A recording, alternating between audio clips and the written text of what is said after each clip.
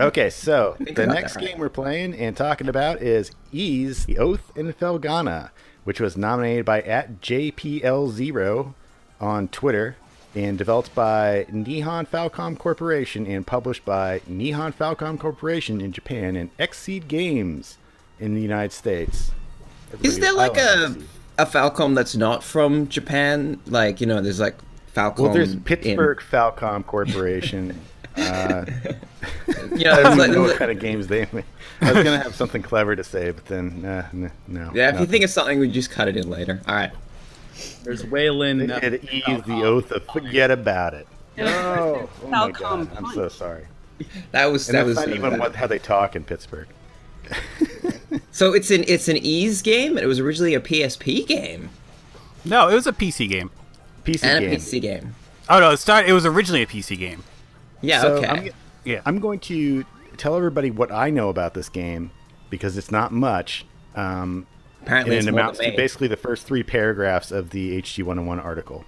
But it is basically, as I understand, a remake of Ys 3, which was as kind of the black sheep of the franchise before this. And so it has essentially the same story as Ys 3, but the gameplay is different. It's not as...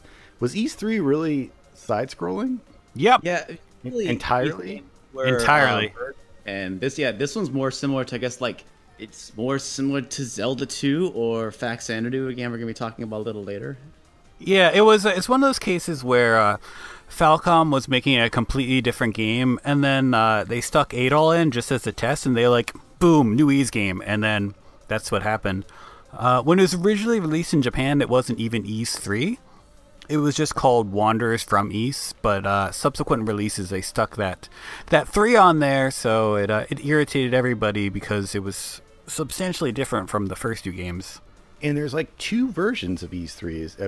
Am I thinking of that? Like there's like a like the SNES version is different than the Kind of. It gets kind of complicated because like there was the original like PC 88 98 release, and then there was a subsequent X68000 release, and most of the console ports are based off the X68000 one. But they sometimes mix. They're like really, really small nerdy things. They're like a couple extra songs in like the boss pattern or something. It's not major. They're all basically the same. Yeah, I remember this is the first Ys 3 was the first Ys game I'd ever heard of or been exposed to. I think it was like there was a preview of it in Nintendo Power. It's like Wanderers from Ys, and they don't bother to tell you how to pronounce it, so I thought it was Wanderers from Ys. It's a very controversial. Even the spelling of it just like irks people because a lot of the early copies would put apostrophe between the Y and the S, which is not true. It's even on the Master System sidebar. But even on the HG 101 forums, there's a word filter. So even if you try to flagrantly disregard how it's supposed to be spelled, it'll correct it for you. What if you do like in quotation marks? No, it's still fine. Oh wow! All right, yeah. So anyway, the Oath in Felgana is, I guess, done on the Ys. Was it the Ys 6 engine? Yeah. It was Ys 6 was sort of like a soft reboot of the series because Ys 5 was only for the Super Nintendo, and it was also a black sheep in a way because it just looked and played completely different from 1, 2, and 4. Maybe it's Ys 5 that I'm thinking of that had vastly different versions. No, Ys 5, there's only a Super Nintendo version, and then there was like a release 2 years later where they actually finished it. Also, that's something that personally, like, whenever we do a video about a series that has had a longevity and has been remade a million times, it's the different naming conventions are the biggest struggle, I think, in my Sometimes opinion, it's really flattering where you just hear people from all different... It's a lot of, like, European countries. Like, oh, you know, he's Tombi, not Tomba. You know, and it's like... Or like, oh, his character, you know... The character's name is way different here in Germany, and it's just... Sometimes it's fun. Other times, not so much. And YouTube comments can be a certain way. Yeah, there's a lot of blocking buttons on YouTube now. For some reason, I can't imagine why. Well, Derek played this game a little bit more than I did. Like, and it looked like you were just having a fucking blast. Man, you know what? I've somehow over my lifetime, because Ys 3 is a pretty short game, and you know, back in the 90s, you could rent it and then in a couple of days, like, have it beat pretty quickly. So I've actually, I think, played through the Genesis, Super Nintendo, and TurboGrafx 16 versions over the years, and so going back to this PSP one, it was like, I really was enjoying it. It was a great blast from the past, and it was a remarkable remake, because a lot of the story beats are still there, but they expanded on them a whole heck of a lot more, and you know, they kind of split the difference between bird's eye view, old school style Ys, and then this side-scrolling hack and slash kind of style in Ys 3. Nah, with a really cool, great combo system and a lot of, it was just, I was really, really enjoying it, and I had to play other games that we were hoping to discuss. I had to kind of put it down, but no, it was a great port. I actually had no idea it existed, so I really appreciate the recommendation from people on Twitter. Cause I had the same problem with King of Crusher. I just couldn't put it down. My understanding of this particular version of Ys is that this is kind of the culmination of a lot of changes to Ys, and they're just kind of like, okay, we're really trying to hammer down this particular kind of gameplay that we've got going in this iteration. The previous Ys game, Ys 6, was again like Falcom had kind of gone silent for a while when they were transitioning from PC software to Windows, and they were just remaking Ys over and over again. And they released a couple other games like Zwei and Guruman. But Ys 6 was like, they were bringing it back. They were making it like pseudo 3D, like the environments are 3D, but the sprites and stuff are 2D. And made it so that it got rid of the bump system, but it still made the combat really satisfying. Like, one of the things that sets Falcom RPGs across away from other action RPGs is the action just feels really good. Like, it feels like an arcade game. Compared to other games where, you know, like a Secret of Mana, which is clumsy as hell, and Zelda, which is like fine, but it's not like the feature of the game. So, and like the boss fights kind of more reminiscent of something like Castlevania than what you would normally see in a type of game like this. But the thing is, Arca Nepishtim was cool at the time, but it's really, really unpolished, and there are a lot of annoying things about it. And Felgana just examined it, got rid of all those annoying sections. It's mostly like level design and enemies, and just it coalesced into this like really, really great game. This is slightly off base, but maybe you know this one, Cart. This game has 2D graphics on 3D backgrounds, and I have played quite a few like Japanese indie, Japanese doujin games that use that style, you know, 2D with 3D. Is this one of the major sort of Japanese PC releases that really defined that style for Japanese like developers? Because I never saw Western developers use it very much, but I always see Japanese like indie and doujin games using this kind of style, and Ys seems early enough that this might have been like a precursor to that. I've never really seen it like that. Because, like, the previous game they did, Guruman, that was completely 3D. It used 3D characters and stuff like that. And I just think it's a stylistic choice. And also, like, Japanese PC development was kind of, like, behind, like, American stuff. Like, you could run E6 on a fairly modest computer back then. It really is not graphically all that fancy. So just by having sprites kind of was a... like, the compromise is that the 3D models probably wouldn't look that great. And even in the PS2 version of Arca Nepishtim, they actually replaced the sprites with 3D models, and they didn't look bad, they just looked a little weird. And I mean, you can just put more detail on a sprite than you really could as a 3D model at that time, especially given the perspective. They've kind of redone all the Ys games like this, right? At this point? Well, not really, because Ys 1 and 2 was remade as Ys Chronicles, is the one that's out on Steam. And that is entirely 2D. Ys 3 became Felgana. Ys 4, there are 4 different versions of. The most recent is Oceans in Salsetta, or Forest of Salsetta, whatever it is on the Vita. The 5th one got a crappy PS2. All of them got PS... Okay. 3, 4, and 5 got special PS2 remakes by Taito, and all those are junk to varying degrees. So 5 is the one that they haven't really touched yet. And then 7 is its own thing, and then there's 8, which is coming out in English in a couple months, which is I think building on that. That's gonna be a PS4. I guess it feels cool to me that they keep them available though in some form or another. It's Falcom's bread and butter mostly. It just seems like if they release an Ys game, it just sells plenty of copies in Japan. It's like, all right, let's just make it again, I guess. Because we've got like a publisher like Xseed, which will like bring this stuff out and like do it justice and give it a good localization, good voice acting. Well, that's one of the things I found really interesting about this port. Like, according to a Eurogamer article I was reading before we started, the translation is actually just a fan translation that they purchased from someone. Yeah. Yeah. That's true. I didn't know anyone ever did that. That's so cool. Yeah, that happens sometimes. Huh? Oh my! I guess my head is always so focused on like Mother 3. When's Mother 3 gonna come out? They're like, well, they would never use the fan translation of that. But that's crazy. I find that like. Yeah, that's super cool that they were just like, all right, let's. Well, I can't be bothered to translate it, but there's a fan translation. I think they'll take money. Is that the only fan translation that has been made into an official translation of a ever of a game? I don't know. That's not something I'm prepared to answer right now. Yeah, I guess that's anyone knows, but. It just say like yes and then move on. If we say yes, someone will correct us, and it'll be great.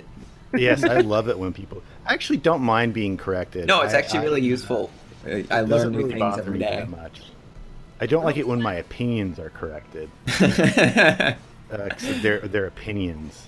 But okay, can we talk a little bit about whatever you do in Ys or what Ys is, because we've never covered an Ys game before, and I don't necessarily think that everyone's gonna have played Ys. I mostly knew Ys before this game by the name and vaguely by reputation, not really the actual game, I guess, buried underneath.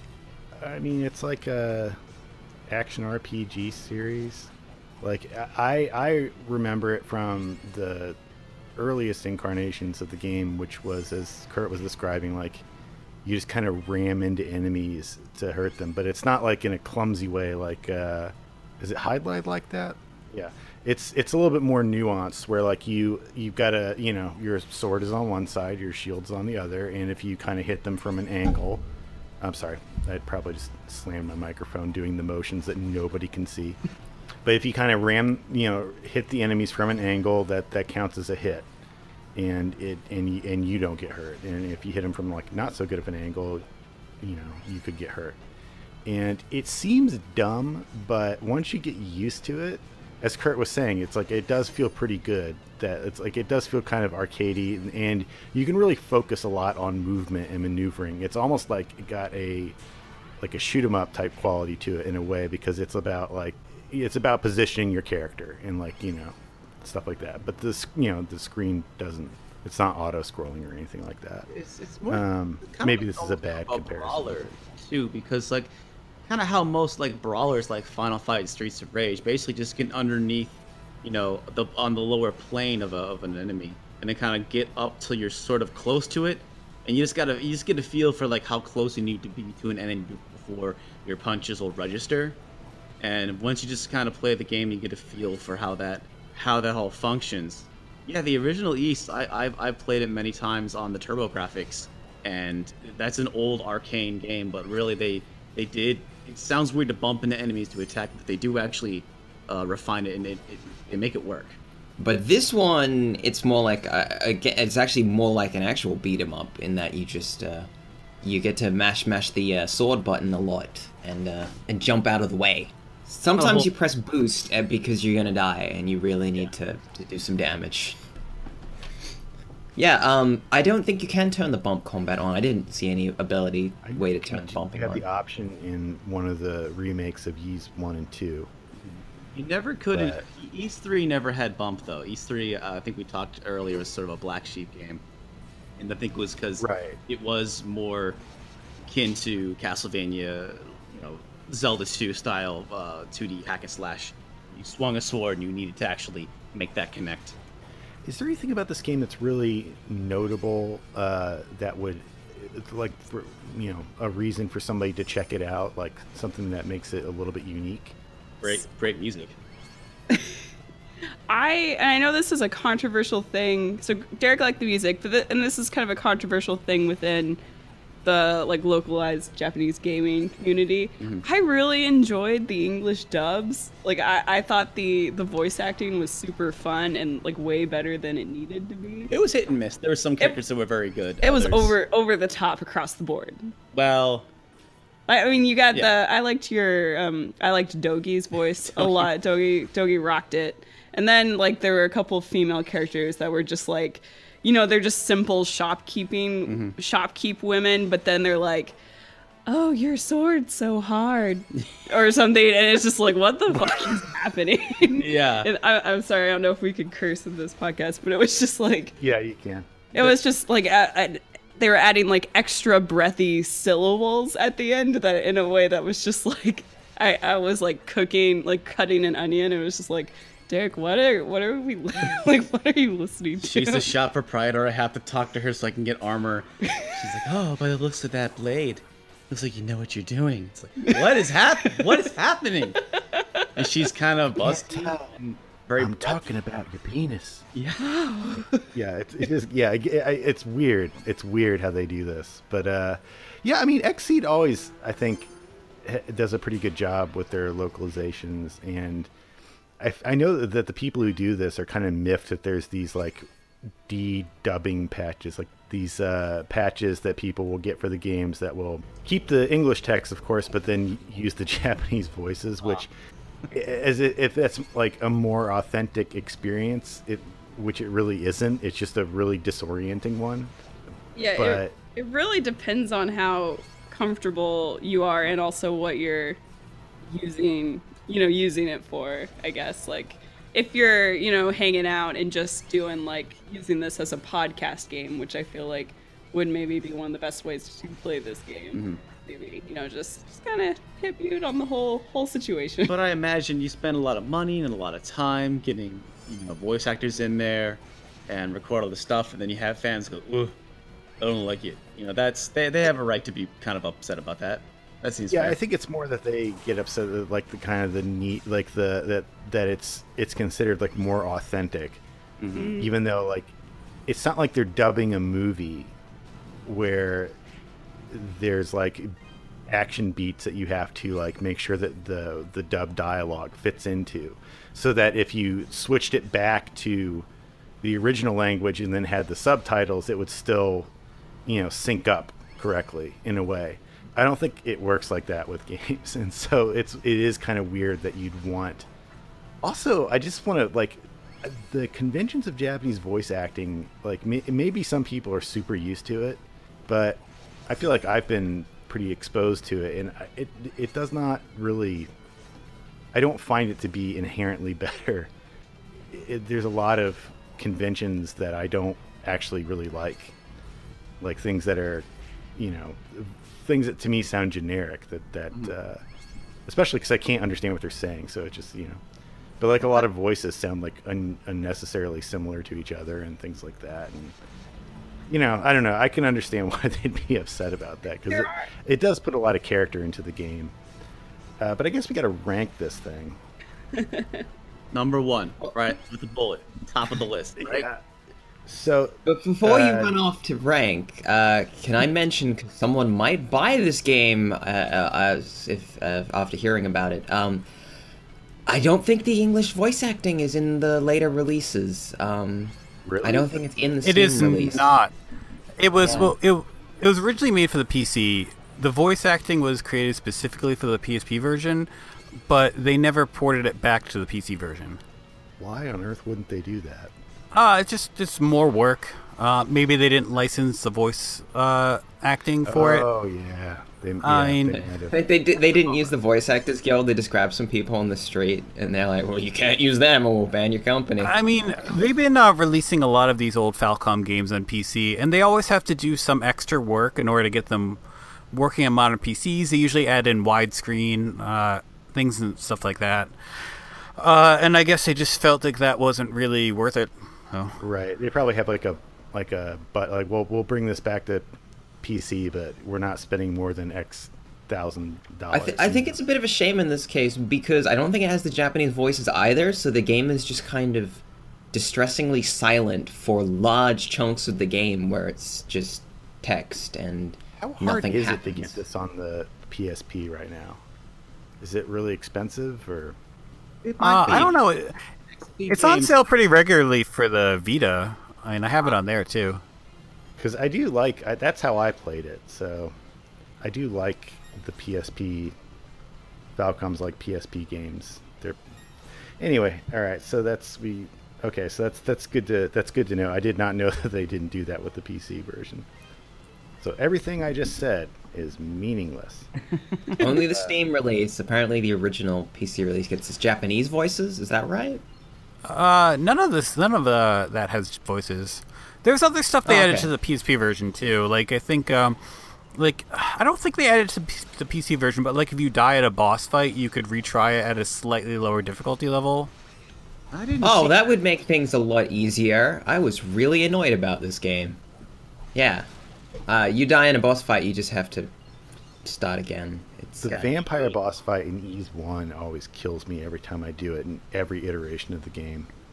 Yeah, the boss That's neither fights here in nor the there, PSP remake, though, I kind of like how they switched them up because the Super NES and Genesis versions, some of those boss fights are just like a purely war of attrition, where you just needed to be a higher level and you just had to be able to bear the brunt of their crazy attacks. Oh yeah, the boss fights were badly designed in that game, especially because of the way your sword slashes work. So yeah, it's just a pain in the ass. So if everybody's got the list up, I'm gonna make a proposal. I'm thinking. Oh, it can't be above. I'm thinking. Yeah, I'm thinking. I want to put it above. Well, I gotta put it higher than that. Okay. No, you don't. No, you don't need to put it higher than that. I actually had looked at Tempest 2000. I was like, yeah, it's about where. I mean, maybe between Tempest 2000 and Outrun. 2006. I'll let the skeleton team and Kurt weigh in. I think first. Kind of looking at the Well, all right. If I gotta be honest, you got Snatcher way too low. Some people say that, and some people just look at it and they're like, yeah, it's fine. It's These are scientifically ranked. They're infallible. Yes. Like, you listen. Finally, someone gets it. They can't be wrong. So It's not. if we strip this down to 0 and did this again, it would come out exactly the same because it's scientific. Yep. Okay. Yep. Exactly the same. Exactly the same. Even the ones that were decided by coin tosses. Especially the ones that we don't know why they were there to begin with. Those ones there's would a couple. definitely. Yeah. We did like some trial runs of the show that we forgot to record or the recordings didn't work, and so there's like some games where like we don't even know what happened and how they ended up where they were, but So that's where they go. I think we should go Put it underneath Snatcher. Maybe. Well, but then I'm looking up here and I'm seeing Devil Crush and Night Warriors and to me the big one is Bangayo. I feel like this should be between Golden Axe and Night Warriors. Darkstalker's Revenge. that's not terrible. I mean, Kurt, what do you think? This is probably my favorite action RPG of all time, so I'd probably put it like maybe around by Super Metroid. Ooh. Sorry. Well, sorry. I mean, we didn't really get a chance to explain like why. I didn't realize you thought that highly of it. Why is it your favorite? Just because of the feel of it and the music. The music is again one of my favorite soundtracks of all time. This even goes back to like the original. Like when you look at Ys 3, the story isn't really like that great or worth really caring about. But the music is what sets that apart. Like every track in this game is incredible. Like my cell phone ringtone is the Tigray Mine theme from the Genesis version, just because it's like that good. And just everything about this game is like refreshing. And you could sort of say the same thing about the games that surround it, like Ys 6 and Ys Origin. It's just the one that I happen to prefer the most.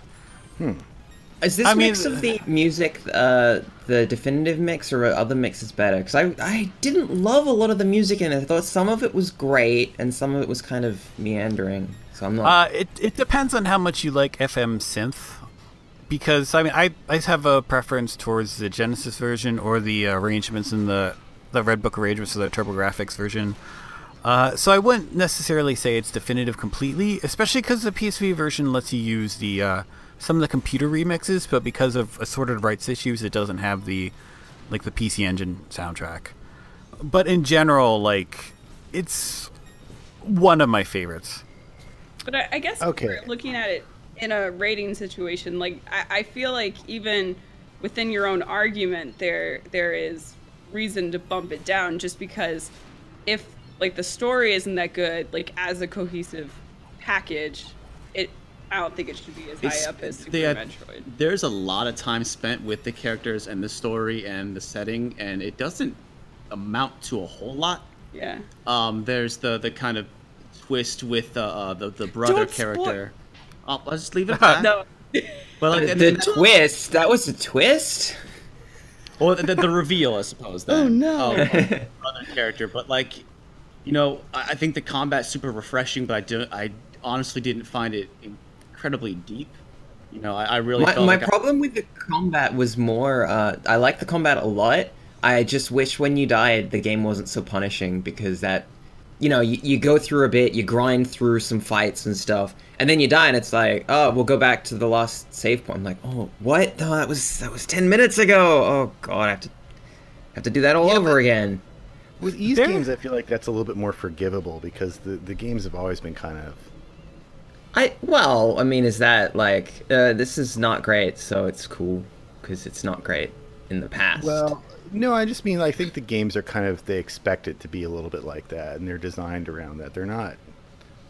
I don't know, maybe I'm just misremembering all. There's some of the difficulty levels, I forget which version, but on certain levels, like if you die, it'll start you, I think, at the beginning of the area instead of a save point. I might be misremembering. That might be the PSP version. For all I know, the PSP version is this fantastic, balanced version that's super great. But I played the PC Steam release kind of deal, and apparently that was a little bit more bare bones than the PSP release. So yeah, they took in the difficulty to try to smooth it out a little bit more.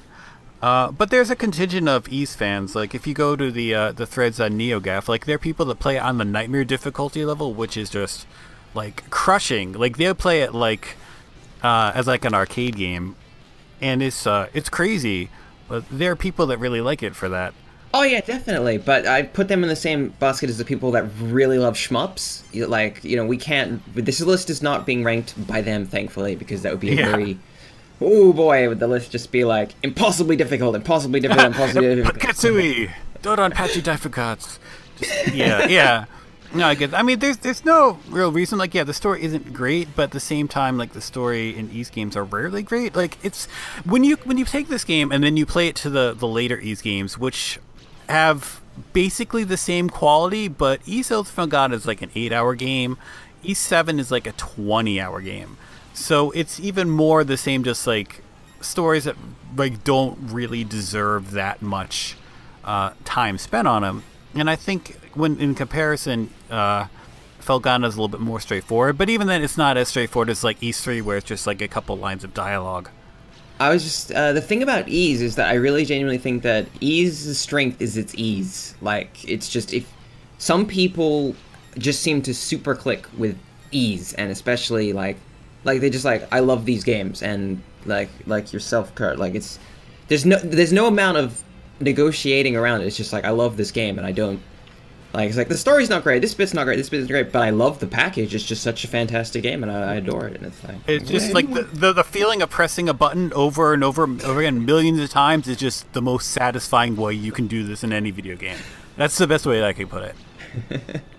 So would you say that, or would anyone say that, if like you're gonna recommend an action RPG to somebody who's never really tried that, would this be one of the go-to? Like, would this be in your short list?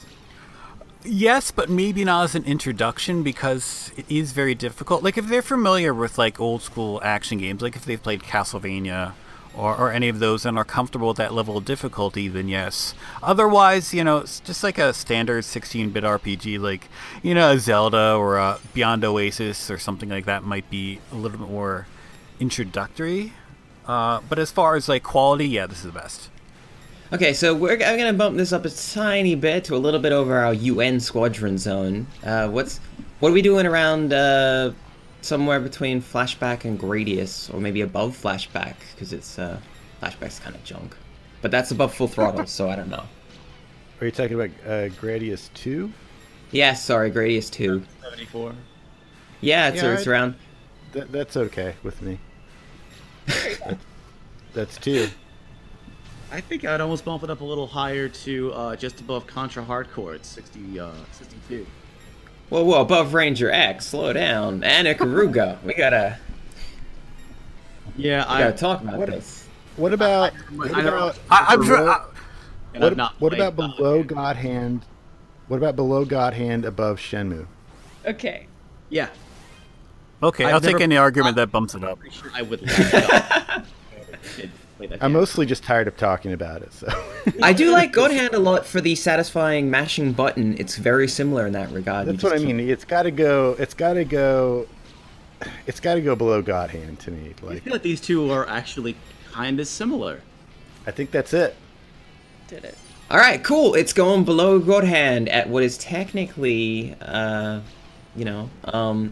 would put it at rank 65. That's Ease the Oath in. Oh no, I lost how to pronounce it. Felgana. Thank you. Yeah. Yeah, right, Felgana. Forget about it.